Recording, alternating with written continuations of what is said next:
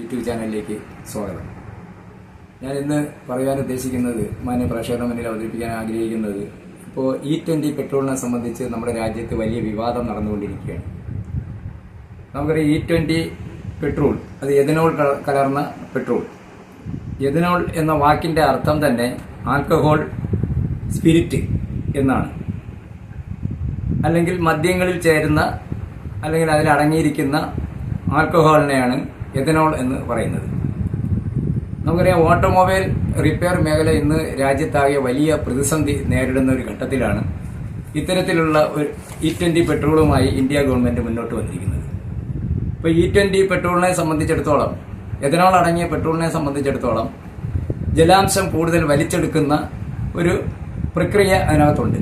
ഇപ്പൊ നമ്മുടെ രാജ്യത്തെ എഞ്ചിൻ രൂപകൽപ്പന ചെയ്തിരിക്കുന്നത് തന്നെ പെട്രോളിലോ അല്ലെങ്കിൽ ഡീസലിലോ ഓടുന്ന തരത്തിൽ ആണ് നമ്മുടെ വാഹനങ്ങളെല്ലാം നമ്മുടെ രാജ്യത്ത് ഡിസൈൻ ചെയ്യപ്പെട്ടിരിക്കുന്നത്.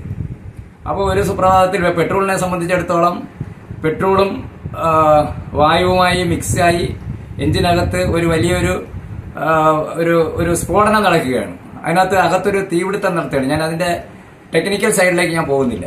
അപ്പോൾ ഇന്ധനവും വായുവുമായി കലർന്ന് അകത്തൊരു സ്ഫോടനം നടക്കുന്നതിനനുസരിച്ചാണ് വാഹനത്തിന്റെ മുന്നോട്ടുള്ള ചലനവും അതിന്റെ മൈലേജും ഒക്കെ നിശ്ചയിക്കുന്ന, അതുമായി ബന്ധപ്പെട്ടാണ് അതിനകത്തുള്ള പ്രവർത്തനത്തെ സംബന്ധിച്ചാണ്. ഡീസലിനെ സംബന്ധിച്ചും അങ്ങനെയാണ്. ഡീസലിനെ സംബന്ധിച്ചോളം മുൻകാലങ്ങളിൽ ഒരു 10-20 വർഷങ്ങൾക്ക് മുൻപുള്ള ടെക്നോളജിയെ സംബന്ധിച്ചിടത്തോളം ഡീസൽ പെട്ടെന്ന് ഫയറിംഗ് നടക്കത്തില്ല. ഞാൻ നേരത്തെ പറഞ്ഞ തീപിടുത്തം മലയാളത്തിൽ പറഞ്ഞാൽ അത് പെട്ടെന്ന് നടക്കില്ലായിരുന്നു. കാരണം അങ്ങനെയുള്ള ടെക്നോളജിയിലാണ് വാഹനങ്ങൾ ഇറങ്ങിക്കൊണ്ടിരുന്നത്. ഇപ്പോൾ ആ ടെക്നോളജി മാറി.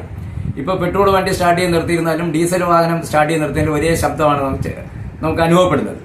പെട്ടെന്ന് ഡീസലും പെട്രോളും തിരിച്ചറിയാനുള്ള ചെറിയ ബുദ്ധിമുട്ടുണ്ട്. അത് കാരണം അത്രയും നല്ല ടെക്നോളജിയിലാണ് വാഹനം ഇപ്പോൾ ഇറങ്ങുന്നത്.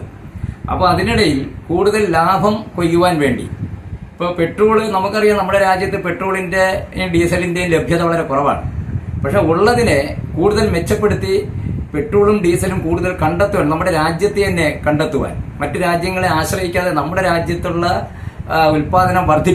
ഉൽപാദനശേഷി വർദ്ധിപ്പിച്ച് ഇന്ധനത്തിന്റെ വില കുറച്ച് രാജ്യത്തെ ജനങ്ങളെ സഹായിക്കുക എന്നുള്ളതാണ് മാറി മാറി വരുന്ന ഗവൺമെന്റിന്റെ ദൗത്യം. അല്ലാതെ കാലഘട്ടത്തിനനുസരിച്ച് ഇങ്ങനെ ജനങ്ങളെ, പാവപ്പെട്ട വാഹന ഉടമകളെ പിഴിയുന്ന തരത്തിലേക്ക് ഇന്ധനത്തിന്റെ കാര്യത്തിലായാലും മറ്റു വാഹനങ്ങളുടെ കാര്യത്തിലായാലും ഇലക്ട്രിക് വാഹനങ്ങളുടെ കാര്യമായാലും നമുക്കെടുത്ത് പരിശോധിക്കുമ്പോൾ പാവപ്പെട്ട വാഹന ഉടമകളെ വഞ്ചിക്കുന്ന ഒരു നയസമീപനമാണ് ഗവൺമെന്റ് കൊണ്ടുവരുന്നത്. നമ്മൾ എന്തെങ്കിലും കാര്യം അങ്ങോട്ട് പറഞ്ഞാൽ അവനെ എന്താ പറയുക, അവന്റെ നാവറക്കുന്ന ഒരു രീതിയാണ് നമ്മൾ കണ്ടുവരുന്നത്. ഒന്നും ചോദ്യം ചെയ്തുകൂടാ. എന്നാൽ നമ്മുടെ രാജ്യത്ത് ഒരു മരുന്ന് നമ്മൾ വിപണിയിൽ ഇറക്കുന്നതിന് മുമ്പ് എത്രയോ ജീവികളിൽ അത് പരീക്ഷിക്കുകയാണ്, പട്ടിയിലും പൂച്ചയിലും ഒക്കെ. അതുപോലെ ഇത്തരത്തിലുള്ള ഒരു വാഹനത്തിൽ അത്ര ഇന്ധനം മാറുമ്പോൾ ആ പരീക്ഷണം നടത്തണ്ടേ? അങ്ങനെ ഒരു പരീക്ഷണം രാജ്യത്ത് നടത്തിയതായി എനിക്ക് മനസ്സിലാക്കാൻ കഴിഞ്ഞിട്ടില്ല, ഞാൻ അറിഞ്ഞിട്ടുമില്ല. ചൈനയിൽ ഇത്തരത്തിലുള്ള ഇന്ധനം ഇറക്കി അവർ പരാജയപ്പെട്ടു, പിന്മാറി എന്നാണ് മനസ്സിലാക്കുന്നത്. അതുപോലെ തന്നെ യൂറോപ്യൻ രാജ്യങ്ങളിൽ, 1-2 യൂറോപ്യൻ രാജ്യങ്ങളിൽ ഇതുപോലെ പരീക്ഷണം നടത്തി ജനങ്ങളുടെ എതിർപ്പ് കാരണം അത് പിന്നോട്ട് പോയി എന്നാണ് അറിയാൻ കഴിയുന്നത്. അപ്പോൾ നമ്മുടെ രാജ്യത്തെ സംബന്ധിച്ചിടത്തോളം എഥനോളിന്റെ ആവശ്യം നമുക്കില്ല, അങ്ങനെയുള്ള ഒരു എഞ്ചിന്റെ ആവശ്യം നമുക്കില്ല. ഉള്ള ഉൽപാദനശേഷി വർദ്ധിപ്പിച്ചാൽ പിന്നെ എന്തിനാണ് ആവശ്യമില്ലാത്ത കാര്യങ്ങൾ ചിന്തിക്കാൻ പോകുന്നത്? ഇപ്പൊ മലിനീകരണമാണ് കുറയ്ക്കണമെന്ന് ഉദ്ദേശിക്കുന്നതെങ്കിൽ എന്തെല്ലാം മാർഗങ്ങളുണ്ട് നമ്മുടെ രാജ്യത്ത്. ഇപ്പോൾ എഥനോൾ ഉണ്ടാക്കുന്നത് കരിമ്പിൻ ചണ്ടിയിൽ നിന്നാണ് മനസ്സിലാക്കുന്നത്. അപ്പോൾ ആ എഥനോളിനെ സംബന്ധിച്ചോളം കൂടുതൽ ജലാംശം അന്തരീക്ഷത്തിൽ നിന്ന് വലിച്ചെടുക്കുന്ന ഒരു പ്രക്രിയയാണ് അതിനകത്തുള്ളത്. അങ്ങനെയുള്ള ഒരു പദാർത്ഥമാണ്. അപ്പോൾ അങ്ങനെയുള്ള ഒരു പദാർത്ഥം ഞാൻ നേരത്തെ സൂചിപ്പിച്ചതുപോലെ പെട്രോളിൽ ഓടുന്ന വാഹനത്തിലും ഡീസലിൽ ഓടുന്ന വാഹനത്തിൽ ഇത് ഉപയോഗിക്കുന്നില്ല. പെട്രോളിൽ ഓടുന്ന വാഹനത്തിൽ ഇത്തരത്തിലുള്ള ഇന്ധനം അതിനകത്തേക്ക് ഫില്ല് ചെയ്യുമ്പോൾ നിരവധിയായ തേയ്മാനങ്ങൾ, മെറ്റൽ പാർട്സുകളെല്ലാം തുരുമ്പിക്കും. അതിന് സമാനമായ മറ്റു പാർട്സുകൾക്കെല്ലാം കേടുപാട് സംഭവിക്കുക. കാരണം എഞ്ചിന്റെ ചൂട് വർദ്ധിക്കുകയാണ്. എഞ്ചിന്റെ ചൂട് വർദ്ധിക്കുമ്പോൾ അതിനകത്ത് തേയ്മാനങ്ങളെല്ലാം സംഭവിക്കും. നമുക്കറിയാം, ഇപ്പോൾ CNG, അതുപോലെ നേരത്തെ പാചകവാത ഗ്യാസ്, ഇതെല്ലാം ഉപയോഗിക്കുമ്പോൾ എഞ്ചിനിൽ ചൂട് വർദ്ധിക്കുകയാണ്. അപ്പോൾ ആ ചൂടിനെ തടഞ്ഞു നിർത്തുവാനുള്ള സാങ്കേതിക വിദ്യ നിലവിൽ ഈ വാഹനങ്ങളിൽ ഇല്ല എന്നാണ് ഞാൻ മനസ്സിലാക്കുന്നത്. അതുകൊണ്ട് തന്നെ E20 പെട്രോൾ പ്രായോഗികമല്ല.